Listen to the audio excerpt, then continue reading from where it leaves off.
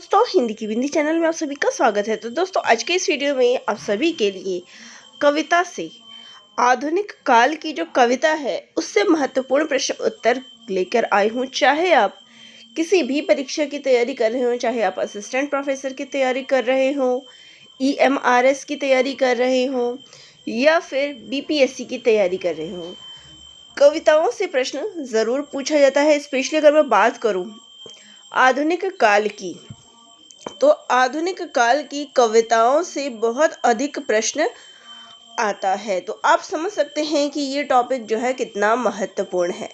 तो चलिए, अब समय हमारे पास बहुत कम रह गया है, बहुत शेष दिन रह गए हैं। तो इसमें उन्हीं टॉपिक्स या उन्हीं प्रश्नों का संकलन मैं आप सभी को करवाऊंगी जो परीक्षा में आने के ज़्यादा चांसेस हैं। ठीक है, तो पहली चीज़ हो गई, पहले हम यूथ कंपटीशन भी कर रहे थे। तो यूथ कंपटीशन में बहुत ऐसे प्रश्न हैं जिनके आने की संभावना कम है। तो ऐसे में मैं आपके लिए उन्हीं प्रश्नों को लेकर आऊँगी जो आपके लिए महत्वपूर्ण हो। हालांकि अगर मैं बात करूँ PGT के स्तर की, जहां हम बात कक्षा 12th के पेपर की कर रहे हैं, तो वहां के लिए यूथ कंपटीशन बेस्ट बुक है प्रीवियस ईयर के पेपर के लिए, क्योंकि लेवल जो था पेपर का उस हिसाब से वही सही है। अब आप कहेंगे कि क्या 6 to 10th वाले जो हैं, जो TGT की तैयारी कर रहे हैं, क्या उनके लिए वो अच्छी बुक नहीं है? तो देखिए, उसमें हर लेवल के पेपर है और आपको जो अपनी तैयारी रखनी है, आपको क्या करना है, UP, TGT और PGT के जो प्रश्न पत्र आते हैं वो आपके लिए बहुत बेहतर रहेंगे, क्योंकि TGT का जो स्तर है वो आपको पता चल जाएगा कि किस प्रकार के प्रश्न जो है पूछे जा रहे हैं। तो उसमें TGT और PGT के भी प्रश्न उत्तर दिए गए हैं, KVS के प्रश्न उत्तर दिए गए हैं, NVS के प्रश्न उत्तर दिए गए हैं। तो काफ़ी अच्छी बुक है। तो यहाँ मिक्सअप जो है, हम कह सकते हैं विद्यार्थी जो 6 to 8 का भर रहे हैं वो कहीं ना कहीं PGT का भी भर रहे हैं, 9th 10th का भी भर रहे हैं। तो सभी के लिए बेहतर बुक है। तो PYQ एक बार ज़रूर सॉल्व करें। चलिए, आज हम इसमें प्रश्न उत्तर करते हैं आधुनिक काल की कविताओं से। ये भारत नहीं है, भारतेंदु है। तो भारतेंदु मंडल के कवियों में इनमें से कौन कवि सम्मिलित नहीं किया गया है? तो देखिए, ठाकुर जगमोहन सिंह इसमें शामिल है, प्रेमघन इसमें शामिल है, राधा कृष्ण दास शामिल है, लेकिन श्रीधर पाठक इसमें शामिल नहीं है। ठीक है, चलिए, हमारा अगला प्रश्न है, हिंदी का प्रथम राष्ट्रवादी कवि कौन है? मैथिली शरण गुप्त, रामनरेश त्रिपाठी, भारतेंदु, हरिश्चंद्र या श्रीधर पाठक? तो श्रीधर पाठक जो है वो राष्ट्रवादी कवि के रूप में जाने जाते हैं, प्रथम राष्ट्रवादी कवि के रूप में। ठीक है, अगला है, किस कवि को आधुनिक हिंदी साहित्य का बापू कहा गया है? तो आधुनिक हिंदी साहित्य का जो बापू कहा गया है वो कहा गया है सियाराम शरण गुप्त को। ठीक है, चलिए आगे हमारा प्रश्न है, पावस 50 तथा सुकवि सतसई का रचयिता कौन है? तो वो है अंबिका दत्त व्यास। ठीक है, चलिए आगे प्रश्न है, इनमें से कौन सा कवि दो युगों के संधि स्थल पर अवस्थित है? तो दो युगों की बात जब होती है तो वहाँ हम कह सकते हैं भारतेंदु हरिश्चंद्र जो है वो दो युगों के संधि स्थल पर अवस्थित है। अगला प्रश्न है, मौर्य विजय का रचयिता कौन है? तो मौर्य विजय जो रचना है उसके रचयिता हैं सियाराम शरण गुप्त। चलिए आगे प्रश्न है, किस कवयित्री को हिंदी के विशाल मंदिर की वीणा पाणी कहा गया है? तो हिंदी के विशाल मंदिर का वीणा पाणी ये कहा गया है महादेवी वर्मा को। चलिए अगला प्रश्न लेते हैं, प्रकृति के सुकुमार कवि विशेषण किस कवि के लिए प्रयुक्त होता है? तो सुकुमार कवि के रूप में हम जानते हैं सुमित्रा नंदन पंत को। ठीक है, चलिए आगे है, इनमें से किस रचनाकार की गणना छायावाद के प्रवर्तक के रूप में जानी जाती है? तो प्रवर्तक के रूप में हम जानते हैं मुकुटधर पांडे को। ठीक है, यामा किस रचनाकार की कृति है? तो यामा किसकी कृति है? महादेवी वर्मा की। ठीक है, चलिए आगे प्रश्न है, प्रेम प्रेम सरोवर, प्रेम माधुरी, प्रेम फुलवारी, ये जो कृतियां हैं किसकी कृतियां हैं? तो ये सभी कृतियां जो है भारतेंदु हरिश्चंद्र की है। तो हमारा अगला प्रश्न है, अंग्रेजी राज के गुप्तचर विभाग में मैथिली शरण गुप्त की किस कृति का अर्थ जनाना हिंदुस्तान समझा गया है? तो प्रश्न है सॉरी अंग्रेजी राज के गुप्तचर विभाग में मैथिली शरण गुप्त की किस कृति का अर्थ जनाना हिंदुस्तान समझा गया है? तो उनकी रचना भारत भारती को, ठीक है, उनकी किस रचना को? भारत भारती को समझा गया है। ठीक है, चलिए हम अगला प्रश्न लेते हैं, किस कवि ने मैं शैली अपनाई? तो मैं शैली अपनाने वाले हैं निराला। ठीक है, हमारा अगला प्रश्न है, परिमल और अनामिका, ये दोनों रचनाएं किसकी है? तो परिमल और अनामिका ये किसकी रचनाएं हैं? तो ये रचनाएं जो है निराला जी की रचनाएं हैं। आगे प्रश्न देखते हैं, समरसता मूलक आनंदवाद की पृष्ठभूमि में लिखा गया जयशंकर प्रसाद का कौन सा रचना है? तो जयशंकर प्रसाद की कौन सी रचना है? तो वो है कामायनी। ठीक है, यहाँ पे कामायनी होगा। ठीक है, अगला है, किस कवि मैथिली शरण गुप्त के सामने स्वयं को महज डिप्टी राष्ट्रकवि माना है? तो किस कवि ने मैथिली शरण गुप्त, यहाँ पे किया आएगा, तो किस कवि ने मैथिली शरण गुप्त के सामने स्वयं को महज डिप्टी राष्ट्रकवि माना है? तो वो है रामधारी सिंह दिनकर। अगला है, बुंदेली लोक शैली में गाई जाने वाली छंद में रची सुभद्रा कुमारी चौहान की कौन सी रचना है? तो झांसी की रानी। अब यहाँ पे अगर आपको याद ना हो तो बुंदेली शब्द से भी पकड़ सकते हैं, बुंदेलो हर बोलो के मुँह हमने सुनी कहानी थी, खूब लड़ी मर्दानी वह तो झांसी वाली रानी थी। ठीक है, अगला प्रश्न है, किस कवि को सहजता का कवि कहा गया है?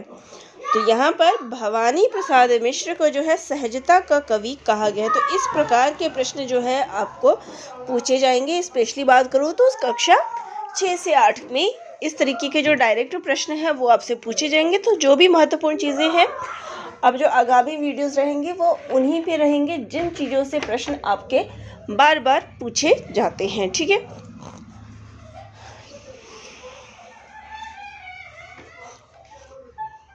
आगे प्रश्न है, महादेवी की यामा में कितनी कृतियां सम्मिलित है? तो यामा में उनकी 4 कृतियां जो है सम्मिलित है।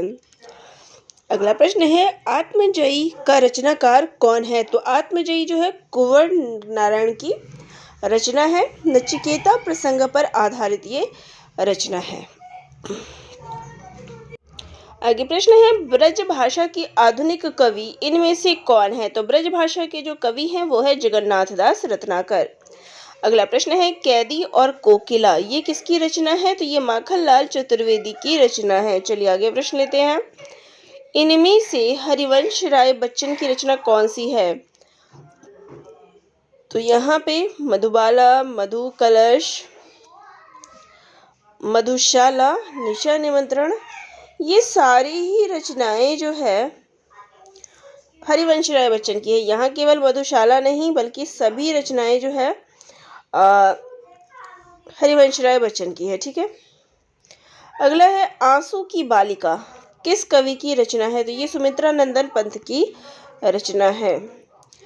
आधुनिक हिंदी में राम काव्य लोकप्रिय प्रबंध काव्य कौन सा है? तो आधुनिक हिंदी में साकेत में राम काव्य देखने को मिलता है। इसमें उर्मिला प्रसंग है, इसका 9वां सर्ग जो काफी उल्लेखनीय है।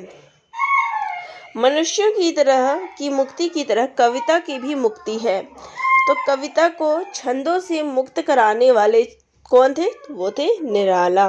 तो मुक्त कविता छंद की शुरुआत इनके द्वारा ही की गई है। उर्वशी किसकी रचना है? तो रामधारी सिंह दिनकर की रचना है। चुभते चौपदे चोखे चोपदे किसकी कृति है? तो अयोध्या सिंह उपाध्याय हरिओध की। किस कवि को राष्ट्र कवि की उपाधि दी गई है? तो मैथिली शरण गुप्त को। किस कवि ने गांव गांव घूम घूम घर घर घूम घूम कर रात भर घरों के पिछवाड़े में बैठकर सोहर और विवाह गीतों को चुन चुन कर उनमें से कविता कौमुदी का संकलन किया? अब आपको ये नहीं पता था कि ये चीज़ क्या है, किसने लिखा है, लेकिन आपको पता है कि कविता कौमुदी किसकी रचना है, तो ये राम नरेश त्रिपाठी की रचना है। अगला है, छायावाद के उपादानों से लेकर किस कवि ने श्री शारदा पत्रिका में लेखमाला लिखी?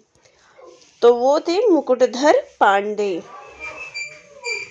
रोवत सब मिली आबहु भारत कर, भारत दुर्दशा न देखी जाए। तो भारत दुर्दशा किसकी रचना है? तो भारतेंदु हरिश्चंद्र की। यहाँ स्पेलिंग मिस्टेक बहुत ज्यादा है। खड़ी बोली हिंदी का प्रथम महाकाव्य किसे माना जाता है? तो वो है प्रिय प्रवास को। ठीक है। हम कौन थे, क्या हो गए, क्या होंगे अभी, ये पंक्तियां किसकी है? तो ये पंक्तियां मैथिली शरण गुप्त की है। अयोध्या सिंह उपाध्याय हरिओध किस युग के कवि हैं? तो ये द्विवेदी युगीन कवि हैं। तो कौन से कवि किस युग के हैं, ये भी आपको याद करना है, क्योंकि परीक्षा में ये प्रश्न भी आता है, चाहे इस प्रकार से पूछ ले या फिर क्रमानुसार पूछ ले। किस कवि ने खड़ी बोली के साथ साथ ब्रज भाषा में काव्य रचना नहीं की? तो यहाँ पे अब शुरुआती रचनाओं की हम बात कर लेते हैं। तो जो हमारा आधुनिक काल है जिसमें भारतेंदु युग है, तो भारतेंदु युग में जो काव्य रचनाएं थी वो ब्रज भाषा में रची गई थी। उसके बाद की जो रचनाएं थी वो आपको खड़ी बोली में देखने को मिलती है। ठीक है। तो यहाँ पे महादेवी वर्मा किस युग की कवित्री है? तो ये छायावाद है। और छायावाद तक आते आते जो संपूर्ण हमारा काव्य साहित्य था वो खड़ी बोली में हो गया था। तो यहाँ पे हमारा उत्तर हो जाएगा महादेवी वर्मा। मैं नीर भरी दुख की बदली पंक्ति किस कवित्र की है? तो ये महादेवी वर्मा की पंक्तियां है। गीत फरोश किसकी रचना है? तो ये भवानी प्रसाद मिश्र की रचना है। जूही की कली ये किसकी रचना है? ये निराला जी की रचना है। छायावाद के प्रसिद्ध 4 स्तंभों में किसकी गणना नहीं की जाती? तो जयशंकर प्रसाद, महादेवी वर्मा, सुमित्रा नंदन पंत, लेकिन राम कुमार वर्मा जो है इसके अंतर्गत नहीं आते हैं।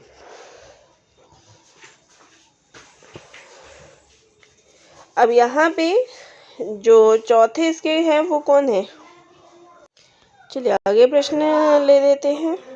तो यहाँ प्रश्न है, निराला की पहली काव्य रचना कौन सी है? तो वो रचना कौन सी है? तो जूही की कली, जिसको वापस भी कर दिया गया था पहले, इस पे आरोप लगा के। चलिए, छायावाद स्थूल के प्रति सूक्ष्म का विरोध है, ये किसने कहा है? डॉक्टर नगेंद्र ने। कला और बूढ़ा चांद ये किसकी रचना है? सुमित्रा नंदन पंत की। बाल मुकुंद गुप्त किस युग के रचनाकार हैं? तो ये द्विवेदी युग के रचनाकार हैं। अबला जीवन हाय तुम्हारी यही कहानी, आंचल में दूध आंखों में पानी ये किसकी रचना है? मैथिली शरण गुप्त की। सांधे काकली ये किसकी रचना है? निराला जी की। कुरुक्षेत्र ये किसकी रचना है? तो रामधारी सिंह दिनकर की। ठीक है। निराला द्वारा रचित प्रसिद्ध शोक गीत कौन सा है? तो वो है सरोज स्मृति, जो कि उन्होंने अपनी पुत्री के याद में लिखा है। प्रेम और मस्ती की काव्यधारा के कवि कौन है? तो वो है हरिवंश राय बच्चन। महाप्राण की उपाधि ये किसको मिली हुई है? तो महाप्राण निराला। सखा श्री कृष्ण के गुलाम राधा रानी के ये किसकी पंक्ति है? तो ये भारतेंदु हरिश्चंद्र की पंक्ति है। सुमित्रा नंदन पंत काव्य कला और जीवन दर्शन ये पुस्तक किसने लिखी है? तो सची रानी गुट्टू ने। मैथिली शरण गुप्त का जन्म कहाँ हुआ था? देखिए, इनका जन्म भी बार बार पूछा जाता है आपके सिलेबस में भी। मैथिली शरण गुप्त की रचना आपको पढ़नी है, तो इनका गांव जो है चिरगांव झांसी है। ठीक है। निराला से बढ़कर स्वच्छंदतावादी कवि कोई और नहीं है, ये बात किसने कही है? तो ये हजारी प्रसाद द्विवेदी जी का कथन है। और अगर बात करें छायावाद की, तो छायावाद के कथन अधिकतर पूछे गए हैं। खुले गए छंद के बंध, ये किसकी पंक्ति है? तो ये सुमित्रा नंदन पंत की पंक्ति है। अंग्रेज राज सब सुख साज सजे सब भारी, पैधन विदेश चली जात यही अति अखबारी। तो ये पंक्तियां जो है भारतेंदु हरिश्चंद्र की है। सन 1857 के प्रथम स्वाधीनता संग्राम पर किसकी रचना उस दौर में प्रेरणा बनी? तो वो था सुभद्रा कुमारी चौहान की रचनाएं। सिया राम शरण गुप्त किस कवि के अनुज थे? तो वो मैथिली शरण गुप्त के अनुज थे। प्रिय प्रवास किस विधा में लिखा गया है? तो ये एक प्रबंध काव्य है। निराला की साहित्य साधना, इसके रचनाकार कौन है? तो वो है रामविलास शर्मा। तो चलिए आज के वीडियो में इतने ही प्रश्नों को लेते हैं, बाकी की जो प्रश्न है वो मैं नेक्स्ट वीडियो में ले लूँगी। तो आप सभी को ये प्रश्न आधुनिक काल के कैसे लगे हैं कमेंट करके ज़रूर बताइएगा, और चैनल पर नए हैं लाइक शेयर और सब्सक्राइब भी करिएगा। धन्यवाद।